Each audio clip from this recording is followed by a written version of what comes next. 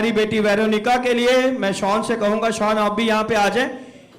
और 2 साल तक इनकी, जब शादी होने के 2 साल तक इनका बेबी नहीं था, और जब खुदावन ने इन्हें ये बरकत दी और इस चीज की भी इन्होंने खुदावन के घर में गवाही दी, और ठीक 4थे महीने में ब्लीडिंग की वजह से डॉक्टरों ने ये डायग्नोज किया, ये रिपोर्ट है डॉक्टरों की, और डॉक्टरों ने कहा कि आपको अबॉर्शन कराना पड़ेगा क्योंकि इस बच्चे को आप और मजीद अपने साथ नहीं रख सकते। ये डॉक्टरों की रिपोर्ट है और मेरे खुदावन की रिपोर्ट ये है कि ये बेबी आपके सामने यहाँ मौजूद है। हालेलुया।